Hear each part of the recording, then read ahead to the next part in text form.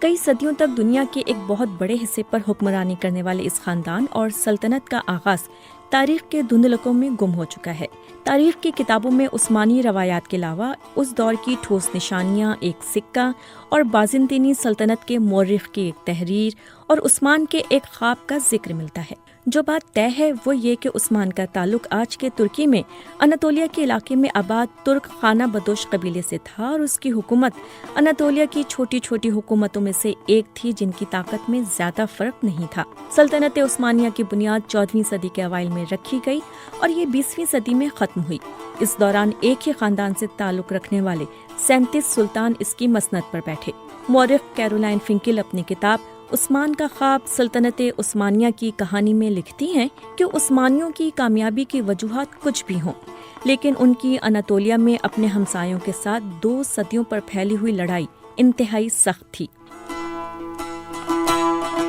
یہ وہ علاقہ ہے جو کسی حد تک آج کے ترکی کی حدود سے مطابقت رکھتا ہے۔ مورخ اسٹینفرڈ جے شا اپنی کتاب سلطنت عثمانیہ کی تاریخ اور جدید ترکی میں اسی روایت کا ذکر کرتے ہوئے لکھتے ہیں کہ سلطنت عثمانیہ کی شروعات تاریخ کے طالب علموں کے لیے ہمیشہ سے اہم سوال رہا ہے، لیکن اس دور کے ذرائع کی کمی اور بعد کے ادوار میں لکھی گئی روایات میں تضاد کی وجہ سے پورے یقین سے کچھ کہنا مشکل ہے۔ انہوں نے اسی مشہور روایت کو بیان کرتے ہوئے لکھا کہ عثمانیوں کے جد امجد سلمان شاہ تھے جو قائی قبیلے کے سردار تھے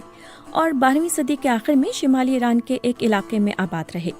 روایت کے مطابق منگول حملوں کے پیش نظر دیگر بہت سے ترک قبائل کی طرح یہ قبیلہ بھی غلامی اور تباہی سے بچنے کے لیے نئے علاقوں کی طرف روانہ ہوا، اور جے شا کے مطابق خیال ہے کہ سلمان شاہ شام میں داخل ہوتے ہوئے دریائے فرات میں ڈوب گئے اور اس کے بعد ان کے 2 بیٹے واپس چلے گئے، جبکہ ارطغرل نے مغرب کی طرف اپنا سفر جاری رکھا اور اناطولیہ کے علاقے میں داخل ہو گئے، جہاں سلجوق حکمرانوں نے ان کی مدد کے بدلے انہیں اناطولیہ کے مغربی علاقے میں زمین دے دی۔ جے شا کی کتاب میں درج اس روایت کے مطابق ارطغرل 1280 میں چل بسے اور قبیلے کی قیادت ان کے بیٹے عثمان کو مل گئی۔ فنکل لکھتی ہیں کہ عثمان کے دور سے ملنے والا واحد سکہ اگر اصلی ہے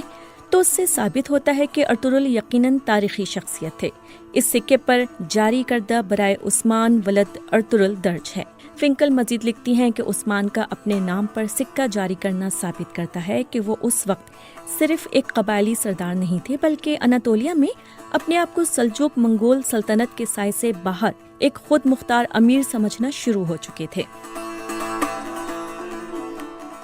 فنکل لکھتی ہیں کہ عثمانیوں کا پہلی بار ذکر سن 1300 کے قریب ملتا ہے۔ اس وقت کے ایک بازنطینی مورخ نے لکھا کہ سن 1301 میں بازنطینی فوج کا سامنا عثمان نامی ایک شخص کی فوج سے ہوا۔ یہ لڑائی اس وقت کے قسطنطنیہ اور آج کے استنبول کے قریب لڑی گئی تھی، اور اس میں بازنطینی فوج کو بری طرح شکست ہوئی۔ مورخ کہتے ہیں کہ عثمانی اس لحاظ سے خوش قسمت تھے کہ ان کا علاقہ قسطنطنیہ کے قریب تھا، جس سے کبھی بھی کامیابی کی صورت میں بڑا انعام یقینی تھا۔ مورخ لیزلی پی پیئرس نے اپنی کتاب the imperial harem women and sovereignty in the Ottoman empire میں لکھتی ہیں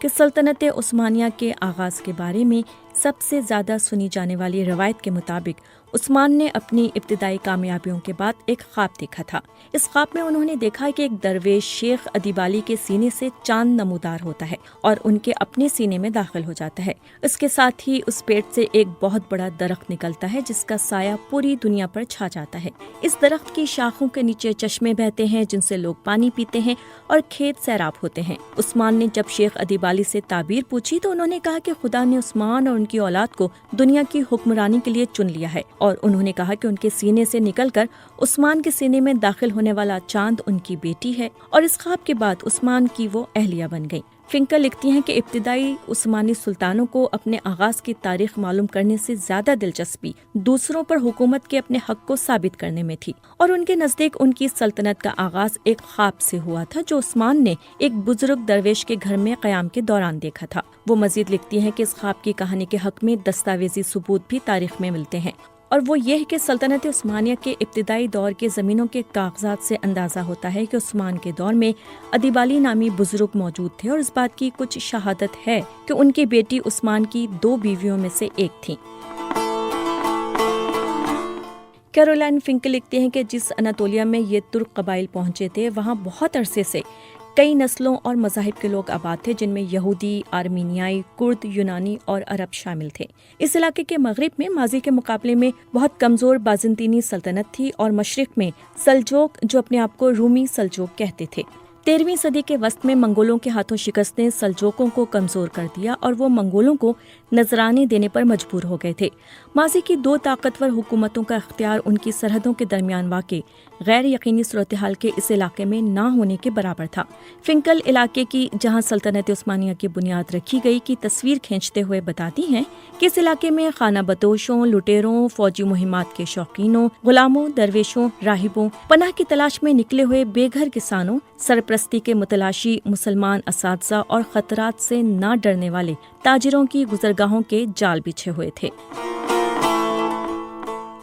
فنکل لکھتی ہیں کہ اس بد انتظامی والے علاقے کی خاص بات مسلمان درویشوں کی موجودگی تھی۔ مسیحی راہبوں کی طرح وہ بھی ہر وقت سفر میں رہتے یا پھر اپنے پیروکاروں کے درمیان قیام کرتے اور ان کی زندگی روایات کا حصہ بن گئیں۔ اسٹینفرڈ جے شا اپنی کتاب میں لکھتے ہیں کہ ترک خانہ بدوش جب اناطولیہ آئے تو صوفی بزرگ بھی ان کے ساتھ ہی آ گئے، جس پر طاقتور سلجوق حکمرانوں کو کوئی اعتراض نہیں تھا، کیونکہ وہ ان صوفیوں کی لوگوں میں مقبولیت کی وجہ سے اپنے علاقوں سے نکل جانے پر خوش تھے۔ جے شا مزید لکھتے ہیں کہ اس عمل میں کچھ مسیحی ہلاک اور اپنا علاقہ چھوڑ کر جانے پر مجبور ہوئے، لیکن زیادہ تر اپنی جگہ پر رہے۔ کچھ نے اسلام بھی قبول کیا۔ کچھ ترک صوفی سلسلے مسیحی مذہبی مقامات میں بھی داخل ہوئے، جہاں مسیحی اور مسلمان ساتھ ساتھ ایک ہی جگہ پر عبادت کرتے نظر آتے تھے۔